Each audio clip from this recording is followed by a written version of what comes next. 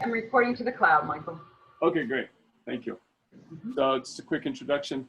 DJ, as you guys know from the email, she's a pioneer in coaching.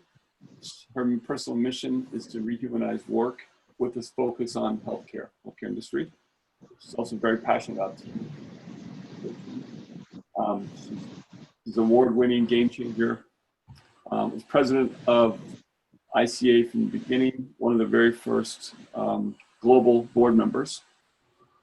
Founded the Healthcare Coaching Institute and many other organizations.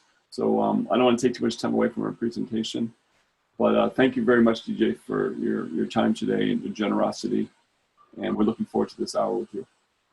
Great. It is my pleasure to be with all of you and to also learn from you all. So we're going to have a dialogue. I thought I might go through a few slides as placeholders and discuss some of the lessons I've had about coaching in this space and just some insights. Columbia University in New York asked me a few years ago, about 8 years ago, to help them write a course on teaching the difference between group and team coaching, which is sometimes collapsed. So I can also draw some distinctions for you if you like, but my focus today is really on the power of team coaching and to tell you some stories about where we have been successful with this technology. So I'm going to leave the slides in this presentation form if that's okay, because I want to tell you a brief story about coming to Japan in 2001 when Japan was officially recognized as an ICF chapter. And I ended up in the Kyoto Handicap Center and bought this beautiful Yuchikaki, which is hanging in my foyer outside my door of my office here. And it is one of my favorite pieces of art, and it's just a reminder of that special trip. So, konbanwa, good morning from North Carolina. The objectives of my talk today are to present a high-level overview of team coaching, to discuss some applications with you, and to discuss the skills that I see are applied. They're sometimes advanced skills, and sometimes it's just listening to the group that you're speaking with, or the team, as if it's one voice. And so I'll talk a little bit about that skill. And then I'll discuss the coach's role and how that becomes distinct and how you become a short-term member of a team. And then answer your questions about the case that you read, hopefully before your dial-in today. So that's what I'm planning. And I'd like to just start by asking if there are any questions that you have now. And if you would like to send them to Michael, he's going to open the chat on his screen, and you can send them to him, and he will let me know what you're thinking or what you have a question about. How's that? So, Michael, any? Yep, that works for me. So far, I don't see anything, and okay. But feel free to chat anyone. It's possible that I'm just getting your screen, not seeing the actual screen, but. Yeah, good. Okay. So, definition of team coaching, I think that's helpful, is that it's a transformational process where a skilled coach partners with a team leader, the manager, or an executive to enroll the members in an action learning environment and to work together. The coach then helps them achieve a certain business outcome. So I found that working with teams, you know, I've seen coaches who have been coaching teams before who come to us and they're like, you know, it's like this unending process. And what I found is there has to be a destination. There has to be a goal. And it's great to have a business goal so that you can relate this back to some return on investment, return on engagement for the team. So it is a transformational process in that the team takes on a new form when you do a really good job as a coach. So I want to just ask if there are any questions about that definition, or if you have a definition. If some of you are probably coaching teams, how do you approach it? What is your definition for team coaching? And you can come off mute if you'd like to express that or ask a question about the definition. Feel free to jump in. I'll just say one more thing about this. The key word here is engagement. You know, when we're enrolling executives or groups, whenever we're coaching at that level, we really are inviting them to something. And whenever we're coaching a team, not everybody on the team has been invited to play. Sometimes it's a mandate. They're asked by a team leader to show up for an event and to be coached. And they didn't get to say yes or no. They really didn't have a choice coming in. That's why it's important that you engage the team, and the team leader's role becomes really important. So it looks like you've got some chats going on here. Michael, you want to let me know? Well, yeah, these are just admin-related chats. No, not related to the question yet. Okay. All right. Yeah. All right. So I just want to make that distinction. So instead of inviting somebody to the table, usually a team leader makes the decision, or an HR director will make a decision about bringing a coach in to work with the team. So one of the key things to focus on is how do you engage them in this process? So one of the things that I do is have the team leader send an invitation out to the team that basically says, here's what this team coaching is about. Here's the definition of team coaching. We're inviting this coach in to help us look at some things that are important to us and what gets in our way, what we find that we are actually doing well, and where our behaviors are limiting us from really achieving extraordinary results. So we prop up the team leader to actually make that invitation, and then we begin to move in to do the work. Okay, Yeah. and there is a question now. It was around dysfunctional teams. Pardon? Where there's a history of dysfunction, someone just expressed interest in how do Yeah. you So we see a lot of dysfunctional teams, and I want to pay attention to that word. A lot of teams that we go in to work with have been beaten up by the organization, the chaos of change, or sometimes their boss, sometimes the leader. And they're really not dysfunctional so much as they have had that mantle. They've had someone say to them, give them that label. And so they see themselves behaving that way. So one of the things that we first do when we go in to work with the team leader is we say, we don't want too much information from you about each team member. We want to meet all of them individually. And so we will help the team leader frame questions that they really want to understand. You know, what is it you really want to know from your team? And then we'll also interview every team member to make sure we're clear about what they want and need out of a team experience. And from there, we begin to honor the contribution that each person brings to find out what is stopping them from their contribution or might give them this label of dysfunction. I don't like using that terminology because I think that what we speak into the world, we tend to manifest or to realize. And we find that, you know, a lot of people come to life in the process of this work when they see that maybe they learn best by observing. They're not the first person to speak, but it doesn't mean their contribution is less than others. So a part of what we're doing here is really honoring each individual as they come together and form the team, and then to transform the way they work together, to bring new ways of working to the game. That's a long answer to the question, but how did that land, Michael? No, that was really helpful. And it brings up another question around, you know, how do you deal with the team leader separately? Do you recommend first coaching the team leader or not? Is it okay to coach the team leader and the team at the same time? Those questions are coming up. Okay, great. Yes. So, DJ, I'm Siloan Fu from Singapore.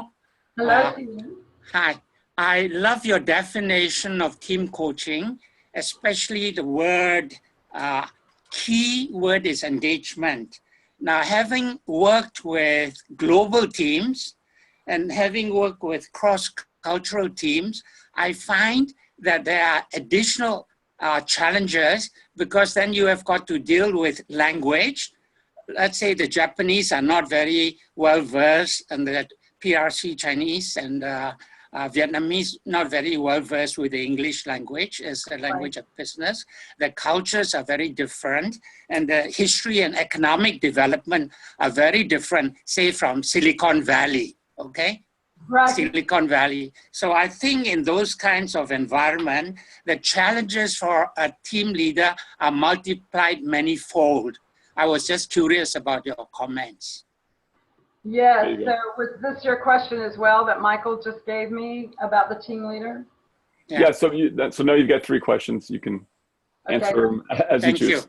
Thank you. Yeah, so let me first talk about the team leader and then let's move into the global team. The team leader is a really important part of the game, and they have to take a stand for coaching.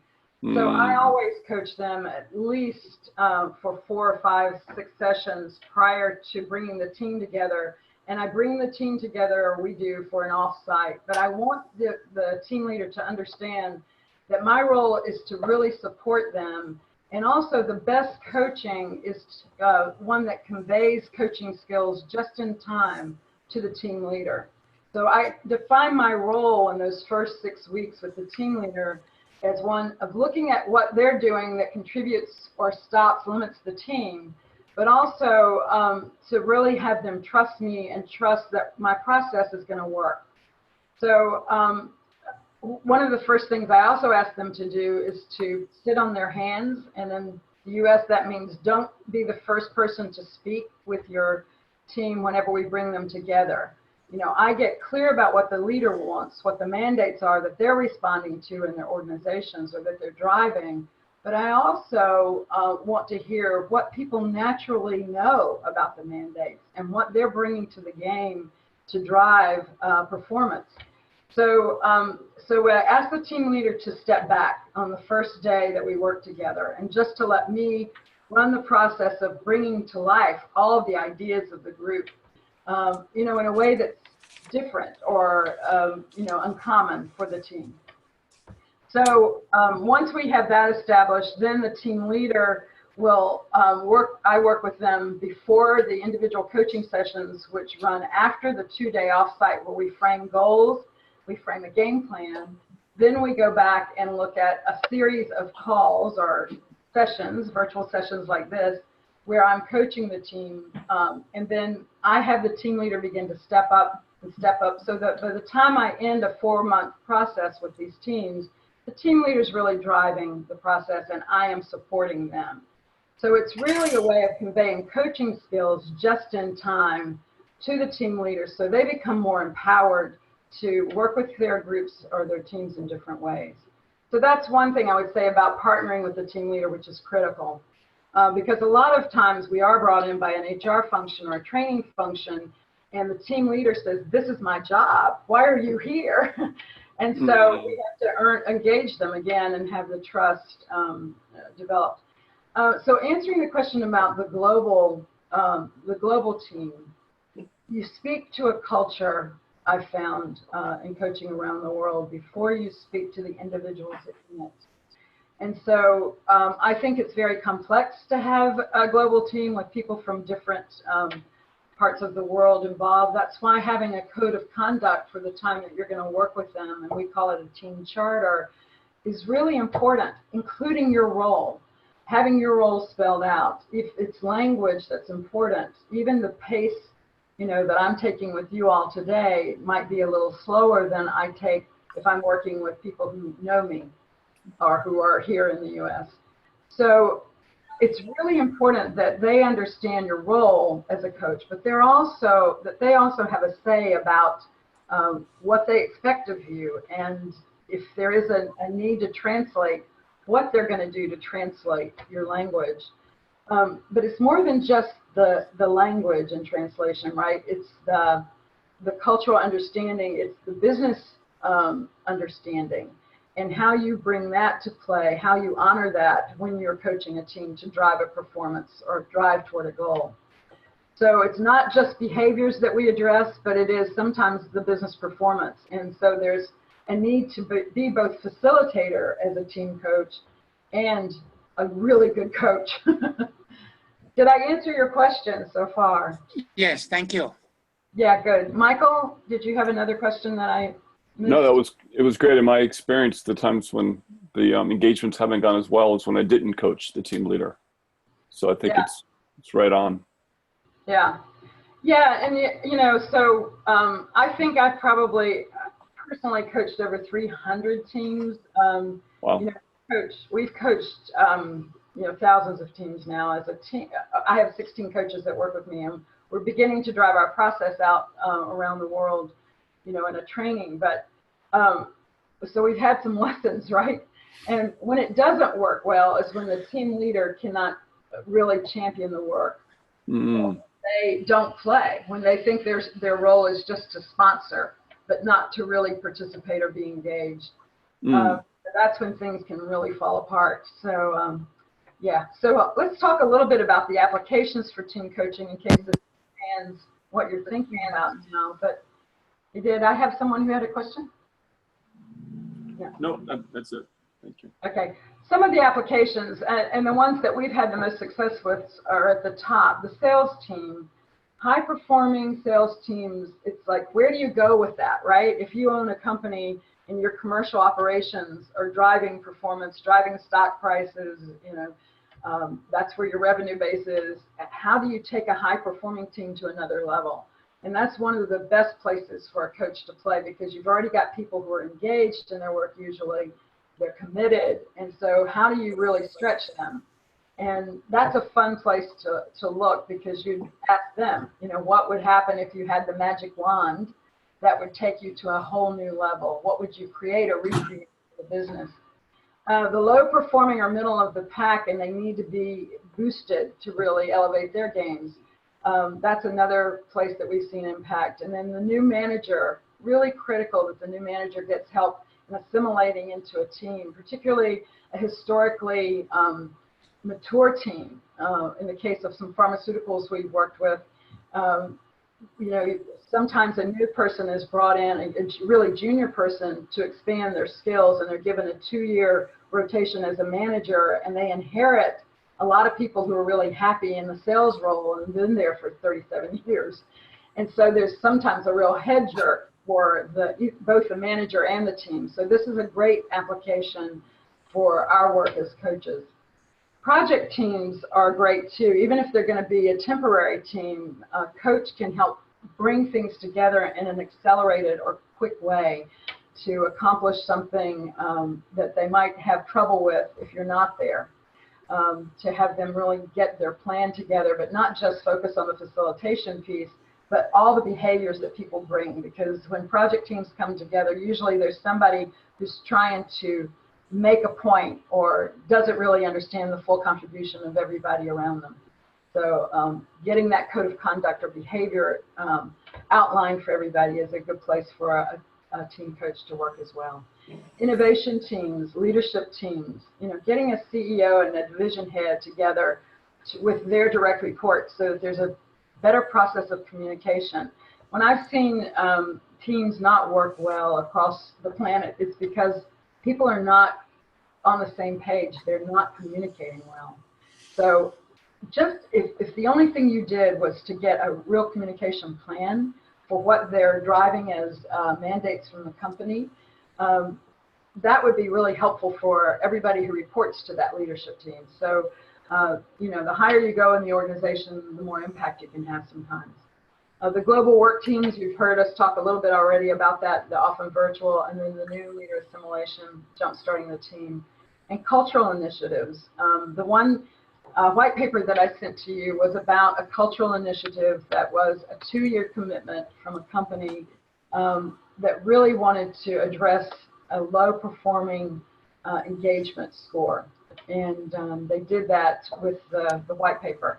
So I have some information on that as slides near the end, but I also park here and just ask if you have any questions about either the white paper you read before today or about the applications.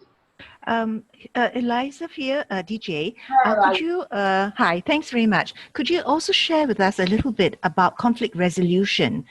You know, team coaching for conflict resolution within a team, but also between departments. So it's intra and inter, and particularly when it comes to the functions which are now in, you know, purpose-built for tension. So it's about managing paradoxes. So example, governance in pharmaceutical, and risks, you know, compliance in banks, right, and financial departments, and then the revenue-generating people. So help me understand how you've done team coaching in these 2 areas. Thank you. Beautiful question. Thank you. Yes. So, you know, one of the things that we do is normalize storming conflict. And we talk about how conflict really leads to something. So if we know going in that the teams are in conflict, we will actually bring that to the surface and say, one of the things that I understood in my interviews with all of you is that here are some themes, right? And some of the themes are that there's a huge amount of conflict, which means that there's not always a collaboration around what you're trying to do, but you all have the same commitment.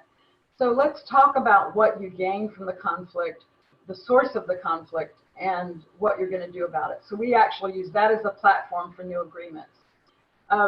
Another thing is to, and I don't have it here, but is to have each person or just sort of illustrate, here is what you're committed to, here's what you're committed to. Let's look for the common interest. Let's dig down below the surface and find out and list what are all those common things that we're trying to get to. And then let's look at where we're limiting ourselves in our conversations. So I just pull it out and put it on the table. And I've had, I had one team charter that took a full day to actually get our hands around. But it was the most important thing that we did, Eliza, because if we had just sort of done one of those, okay, what are your agreements for the day? Everybody agrees to keep confidences. Everybody agrees to play nice, basically. We wouldn't have really gotten to the source of their pain and what they really wanted to do. And it was at the merger of two different pharmaceutical companies that came together. And it was painful for them. But in all of that, we had given them all a theme report, which we produce and we give out during the first day of the work that we do with them. And from the theme report, they could read how everybody felt, you know, not that we were, it was themes, it wasn't really what people said verbatim, but they could see the pain themselves and they had no idea how big the picture really was. So when we deconstructed that and moved into the, what's common here? What are you committed to? What are you all about? They really got to a different place, but it took us a full day to really have that conversation. So sometimes the coach's role is just being patient and being with people. We talk about presence, but sometimes we don't realize what that means, right? Being with people in a way that has them fully express the pain they're in. And then to, again, normalize that. Tell them that unless they address this, unless they storm or go through that phase of team development, that they're not going to get very far. They're going to continue to withhold some of their best efforts. So when I say storming, I'm talking about Dr. Bruce Tuckman's 4 phases of team development. This was research that was done in the late 60s, early 70s. And Tuckman said that teams form, and then they storm, and then they norm their processes, and then they perform. And so we added phases called inform to the forming, and on the other end, transforming. You know, how do you get beyond the performing into something that's transformational and has people want to be in this organization and on this team as a major contributor. So when we actually talk about that, we in the way that we set the process up that we're going to be going through, and when we hit storming, we go, oh, welcome to storming. So we keep it light, that people can really really get to a place that they don't fear it anymore. That when they bump into conflict, they go, oh, there's an opportunity for me to get really clear about what I intend and what I mean. That's another very long answer, but Eliza, did that help? Yes, and thank you so much. And the other thing I wanted to ask was, in your own mind, what would be for you the key difference between team coaching and facilitating the normal kind of team building? And I'm not talking about fun and games, but the same kind of team development which most team building facilitators do. Yeah, so I was a manager in broadcast companies for about 20 years. That was my background before I became a coach 25 years ago, and now you know how old I am. But I will tell you that on that side, what I realized is that I purchased a lot of training, right? I purchased a lot of fun and games and ropes courses and things for my sales teams, and there was always something missing. It's like after people left, there wasn't any support. There was no stickiness. And so with the coaching, what's different than team building and facilitation is that we're providing a missing link. And our role, which we define very clearly after the facilitation of 2 days to set up a game plan, our role is to really look at how the team is functioning as one. And so, as, you know, with the common interest, the common focus, where they want to go, and then to look at the behaviors and things that get in their way. So, you know, facilitation takes people to a certain point. It generates a conversation. But you're really not gaining permission from people to go for the heart of things, right? To go for the gut, to go for the things that people really have to change. And you can touch on it as a facilitator, but your job is really to move the process along. So there's an element of that in team coaching. But the coach, if you really do a great job with this team, the coach is pulling not only the business experiences forward, but real coaching to say, just like you do to the individual, it looks like we've bumped up against something that's a big challenge here. You know, what are you going to do with this challenge? May I share what I see? You know, so you're really stepping into the role of the coach in a different way. When you listen to music, hang on, I might get a sip of water. When you listen to music, you think of your favorite band or orchestra. There are a lot of different instruments or a lot of different voices, but when they perform, they come together with one voice. And when you're working with a team, it's the same thing. They're bringing their one voice to the table, but they don't realize that it is. And as a coach, if you can begin to catch that, if you can begin to notice, you know, where they really have big commitment or where they really have excellence, and speak to that and help them look at what makes them excellent, that's a fully different skill set than just facilitation. So I'm going to look at the advanced skills. So, here, you know, listening for the team voice is just what I pulled through. But listening for how the members listen and communicate to each other. You know, are they on autopilot? Can you call that out? You have a habitual way of being with each other. Is that in the way here? You know, are you being intentional? Is there something that's really global that you want to pay attention to here? You know, speaking to the emotions of the team. I don't know many facilitators who do that, but a coach can do that. A coach can say, it looks like there's some anger here. Hello, welcome to storming. Or it looks like there's some real compassion for each other and what's happening here. But to begin to give them labels for even their emotions is something that's very different in the experience I've found. And it helps them, it helps rehumanize the way they work together.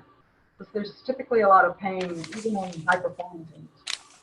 The other skill that you bring to the game sometimes is your silence and your presence. And that's different than facilitation. Because in silence, there's always a lot, right? And you might even say, you know, I'm just going to be quiet for a minute. And I'd like for you to do some inner work, some reflection here. You know, I'm going to give you 2 full minutes to just sit with this notion of whatever it was that they brought up. And it's amazing what they learn to do in their own silence. So in doing that, you're modeling what's possible for the leader. You're also modeling what's possible for them by introducing things like silence, mindfulness, reflection. And you're doing it just in time so it serves them in their process. Another thing is your detachment. One of the things that I've learned in training a lot of coaches now to deliver our process is that there's a high need to be liked among the coaching community. We like to be loved. We are a love bug.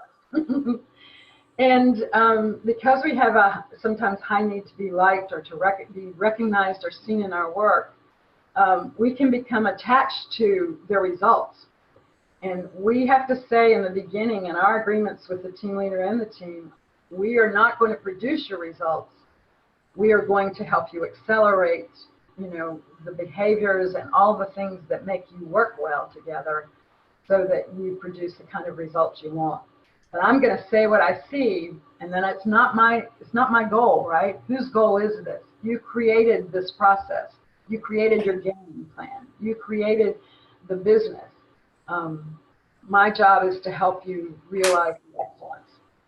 So detachment is a really important piece. labeling the unspoken truth. When I first started doing team coaching, I was just out of the business of broadcasting, and one of the broadcast companies that I had managed hired me to come back in, and it was a sports division of a company, and they, a lot of guys, I was the only female in that group, and some of these people had reported to me before.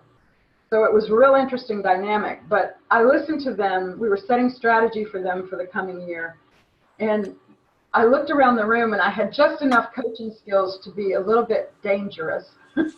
And I said, okay, you all are just dancing around the truth. What would happen if everybody told the truth right now that you're holding on to?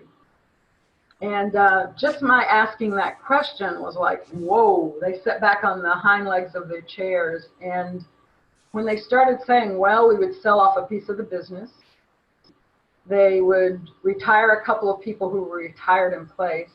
When they started really looking at what they needed to do, it was very clear they already knew. They just hadn't spoken it.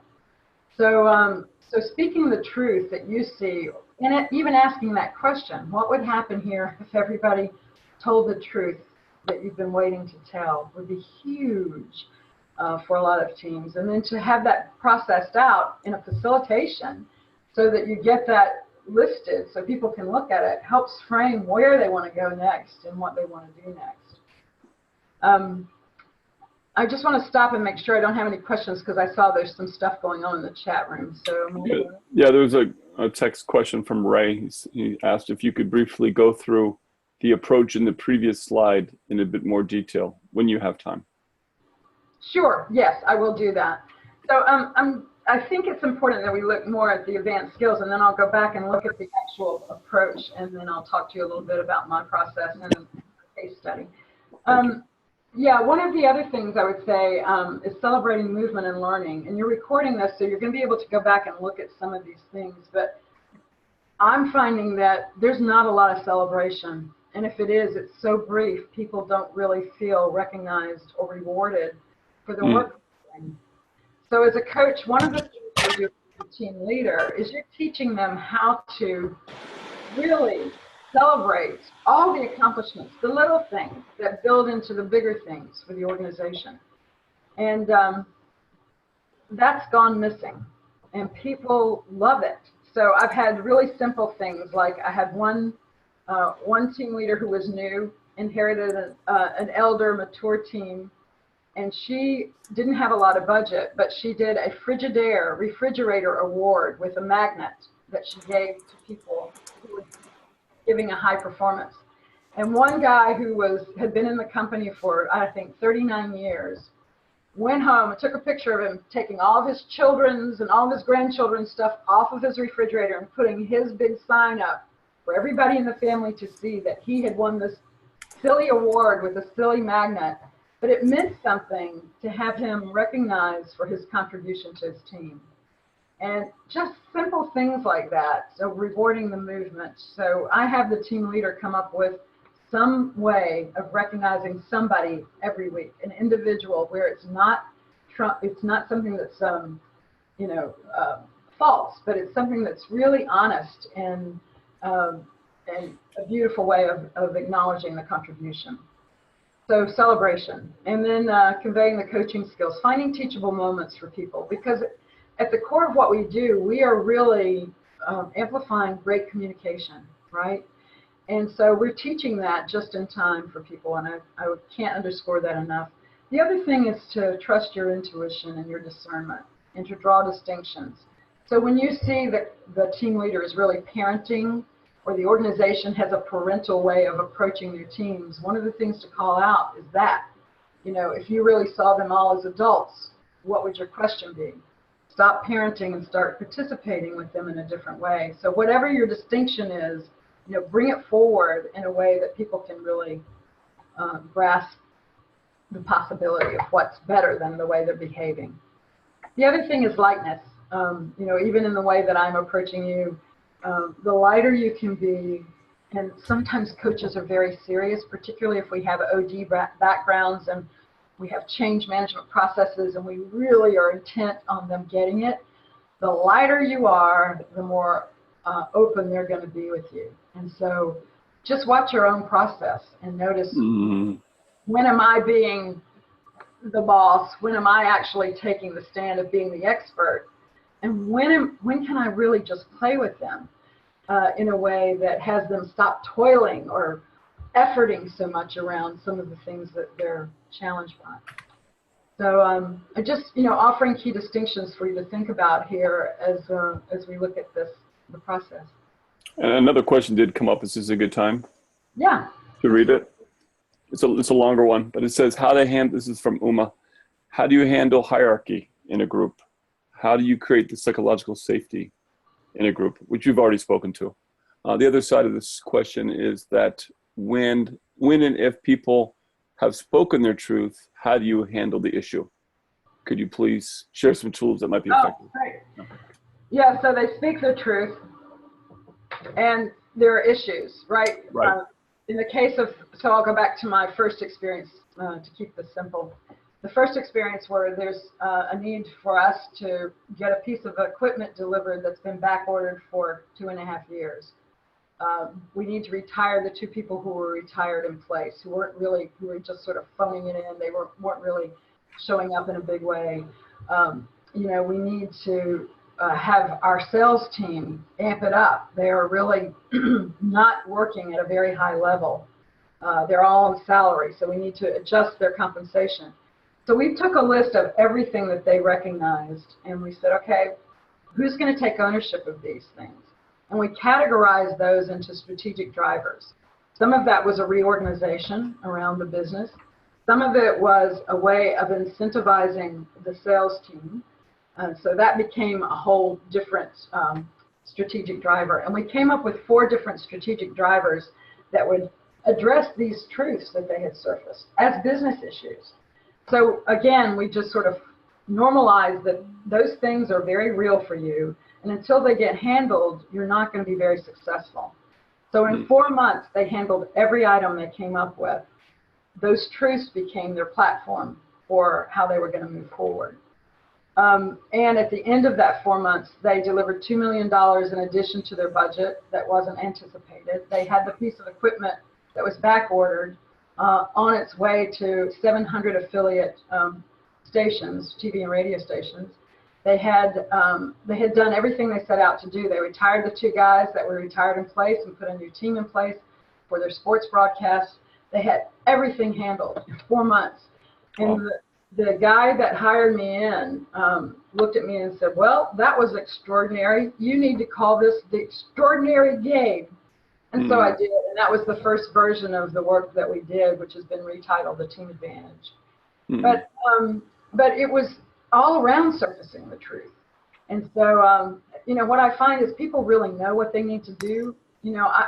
I think even if you look at, and I'll just say this because I think it's famous now around the world, the healthcare situation in the U.S., I think we all know what's needed.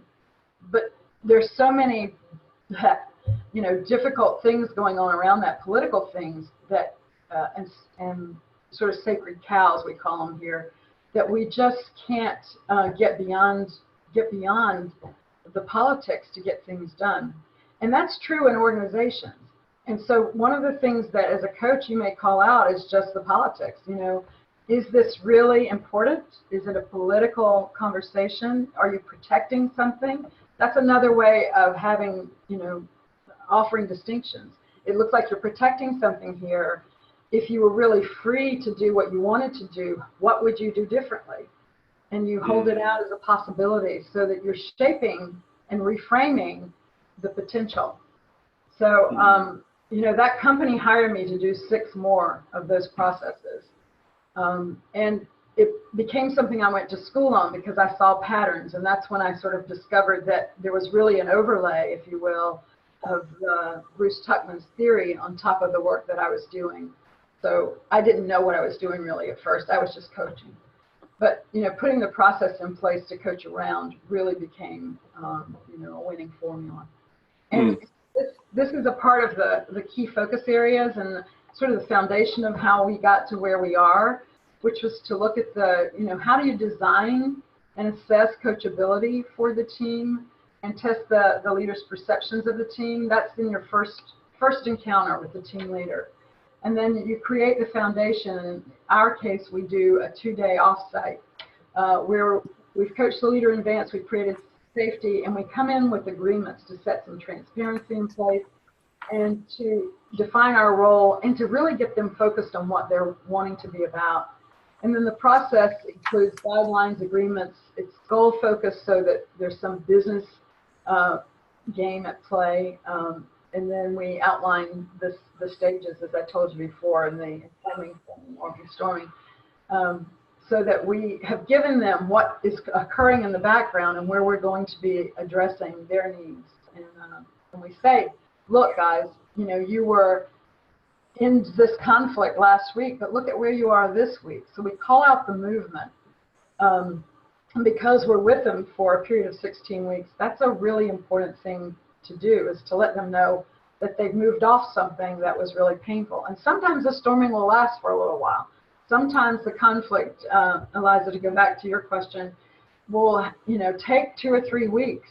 Your job as the coach, I found, is to be patient with that and to continue to coach, to continue to look at, you know, where is the team voice, what is the team experiencing, and to just say, is this where you want to be? Where could you be that's different? What is your commitment? Let's focus on that, you know, so that you're actually helping them move toward what they want to do, but not just escape from what's painful, but to address it. And then your coach, as a coach, your job is to provide language where they don't have language. I think that's one of the key pieces. And that you understand and they understand this is a platform for learning, for adult learning. So most of you have heard about action learning, and you can bring that forward as a concept. And then it's continuous improvement. That's something, particularly in Asia and in Japan, especially, you know, the continuous improving. Zaizen. Yeah, Kaizen. And that's, you know, that's something that's already in the language. So this is a way to get there. And your job, again, as the coach is partnering versus parenting, facilitating versus directing, and that's what you're also teaching the leader to do. So that probably brought up some other questions. Yeah, there was another question. And the last question, you answered it all except for the hierarchical question. How do you deal with hierarchy? Hierarchy, yes, yes, yes. So yeah, so that's an obvious thing. So one of the things to look at with the team leader is to pull them into a place where they look at the hierarchy with you, and they determine their role.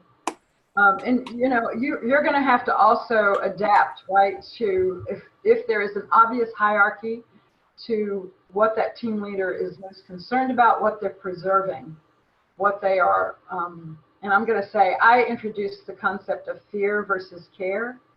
And I asked them right away, what are you most afraid of and what do you care about most? And so I began to break down the hierarchy with the team leader first, and then to look up in the organization and out and to see where the hierarchy is that they're responding to or reacting to. But with the team, what we do is, you know, if you've got, I'm guessing this is like a CEO and divisional leaders, something like that. You know, this is where your light touch as a coach is going to have to come through, but also where you're going to have to be laser focused on your truth. You know, what are you seeing? Can you get permission to say what you see? And can you put it out as a question for them to explore? So I found the better you are with your questions in the hierarchy, the easier it is for people to stay in their roles, but also respond to the process of coaching. Hopefully that answered at least a piece of your question, but I'm happy to hear the specific question around that. No, I think you responded to it. Another question came up related to roles. Said you mentioned team members taking roles like parenting or so forth. Yeah. And what are some other roles, you know, do you see that come up? For team leaders? Yeah, on teams, I guess. Yeah, sometimes they just want to be the boss. They want to be the boss of people. And so a lot of times when I see that, I'll just have them play with that word, and I'll ask them, you know, what's the best boss you ever worked for, and what did they do? And you know, you're stepping into this role. I've heard you kind of use that a lot, or people call you that a lot. What does that mean to you? So again, we're giving language to boss, and that's a key role. Mm-hmm. And to have them look at, how do they want to be regarded? What's the legacy they want to leave with this team? What do they want to be known for later, by this team? And most of the time, they want to be known as someone who coached and developed their people. Mm-hmm. So, like, if you want to be known for that, then how do you need to change now so that your role is very clearly coaching and developing your team in the process of leading? So we also distinguish leading from managing from coaching. So, what are the leadership qualities that you're demonstrating with this team? Because leadership is about who you are. And the management is about what to do, what gets done. And the coaching is really about them. It's about what you see that's a possibility. Your job as a coach, you might say to the boss, is to unleash the potential, the possibilities of this team. How are you going to best do that? How do you remove yourself, as boss so that you can really see them fully? So a lot of the coaching is around perspective and having them shift their role into developing others. And that's really good for a new leader, somebody who doesn't have any maturity yet. I've probably said enough about that, but I just want to check in. Michael, did that answer? Yeah, it's very helpful. And a lot more questions are coming up. There's a couple questions on sort of the timing of that you work with the team. So it speaks to maybe your model, the team advantage, I think.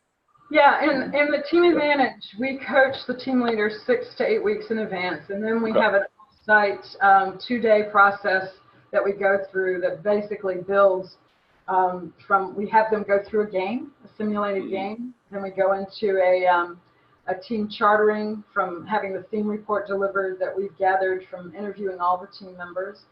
And then in the rest of the time that we're together, we have them put together a game plan.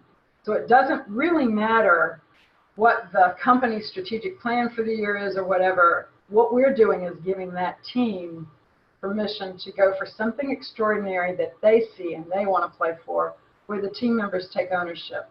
And that's a real key. And then after we have that 2 days, we coach for 4 months, 16 weeks, and then we're done. So we work ourselves out of a job every time. And one of the reasons for that is that people have a real allergic reaction to some of the approaches of some of the big consulting firms that come in and create dependencies on them. And what we want people to know is that they have everything they need to be successful. And at the end of the 4 months, we step away. They've almost always, 99% of the time, they've achieved everything they set out to do. And the 1% of the time, the 1% of the teams that we've worked with and we haven't, they didn't really lose. They maybe got just deconstructed in the process of a reorg, or they had a team leader leave and they were unraveled as a team, so they couldn't finish their process. But what they gained was critical for how they became a team member or team leader for another team. So you continue to look at what are we conveying that has people become great with each other. And that's a way of celebration. So the other thing that we instill in this process is team celebrations. And really celebrating learning as much as you're celebrating the accomplishment, because we've gotten away from celebrating that, that most of the time, it's wabi-sabi, right, in Japan. Right. Yeah, it's that you get it right a lot, but not all the time. So what is perfect? What is perfection? And what is good enough? What is the accomplishment? And really, what did we learn? And did we learn to love each other? One of the things that I see and can call out on almost every team is that by the end of the 4 months that we've worked with them, they really love each other. And that's amazing. All right, somebody's writing questions here. Yeah, I've never seen that before. I'm not sure how they did that. I'm not sure how it did that either, but that's not And the question on transfer of learning is also a question I had. Is I imagine in addition to, reaching their goals, you said 99% of them do that. I imagine in addition to that, they're also becoming the coaching, I imagine, becomes part of how they relate to each other. So leadership. Yeah, it does. Yeah. There's a deeper level of inquiry, and when I was the global president of the ICF, one of the things that I noticed, and actually I really picked it up when I was in Japan, but I was in Europe, and we had 60 people from 68 countries speaking 14 languages, and Wow. I was translated in 5 languages, so I had to tell my stories very slowly and very clearly. And when I was in Japan, what I noticed was that even though I was being translated, the language and the questions were the same. They were asking each other the same questions. And what I saw was so rewarding for me. It was like, coaching is the language of love, and it's the same around the world. It's the same context, the same technology of development, the same inquiry. It is humanity. So it transcends culture, huh? Yeah, it's a transfer of the best in humanity. And Nice. I think we have the potential as coaches to do what politicians and religions can't do. So hopefully I'm not stepping on anybody's toes with that, but I really think that coaching is a very powerful technology, and it needs to be a globally recognized technology of development. Okay. Thank you for that. That's beautiful. Yeah. Yeah, was there another question? Well, I mean, I'm just noticing we have about 7 minutes left, or 9 minutes. It was a question about the readiness. How do you assess the readiness of a team if they're ready for coaching?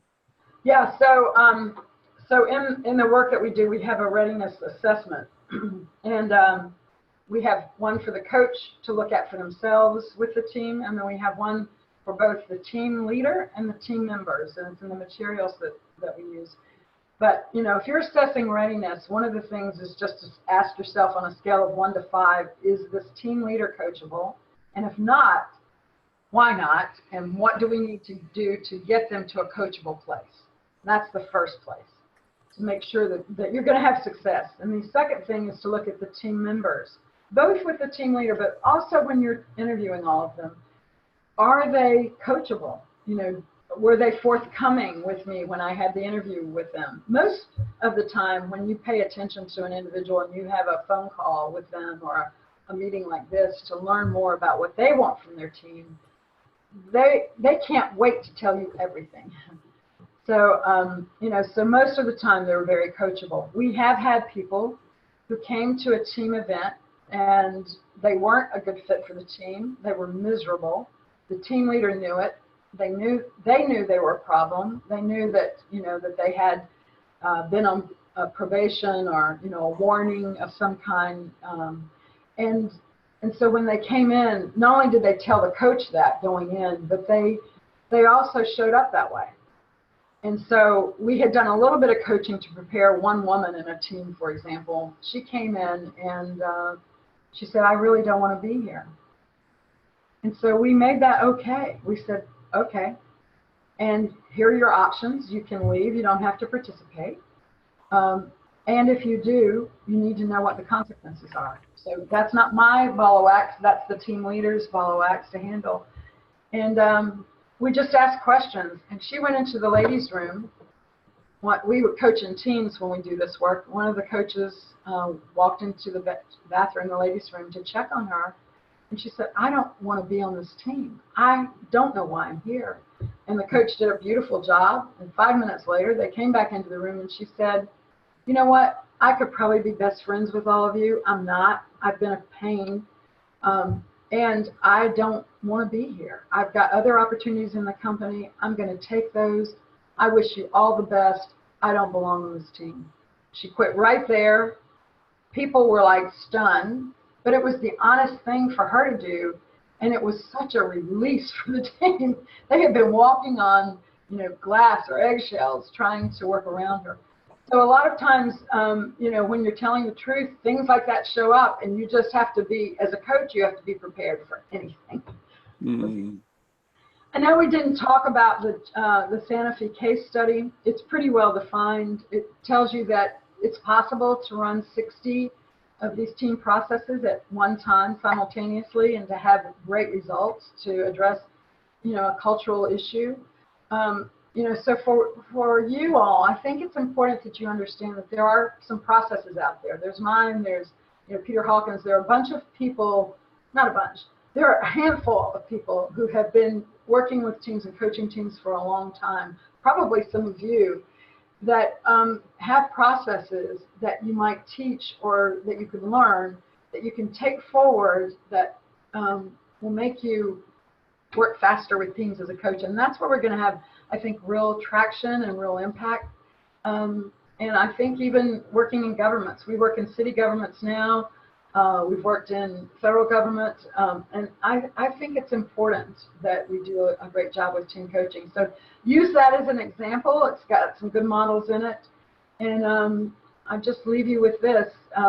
We have a special APAC, oh goodness, I guess I'm saying that right, APAC offer to 15 CCEUs. And Mike will have more information about that. He can send out whenever we're ready. We're almost ready to release some dates that begin in September for our process, and we'll have a special offer for you all to attend virtually if you like. So I'm glad you mentioned that, because I think people are interested in learning about team coaching, and the fact that you have a virtual program coming up makes it more accessible for people in Asia. Yeah. And we've had several people, even in Tony. I don't know if Tony's still with us, but Tony I met in Las Vegas and at a conference. And so there's a lot that we've learned, and we're willing to take this out now in a new way. So we'd love to. And your goal is to get, was it 10,000 teams coached? Yeah, our goal is to coach 10,000 teams in 5 years, and the only way to do that, we have 337 coaches that are trained now. Our goal is to train 1,000 coaches around the world to have this work available, and we made it really simple to participate with us. We used to hang on to it as our intellectual property, and now we're just putting it out. So, yeah. Wow, very exciting. We'll take a closer look at it. We'd love to have you. Thank you, DJ. And we do have a couple more minutes. If anyone has any burning questions, you can unmute yourself and ask DJ a question or type it up. I have a question, if I may. I'm interested in whether your process, it goes across all cultures without any major sticking points. That's a great question. It sounds like where are you calling from? Australia. Okay, yes.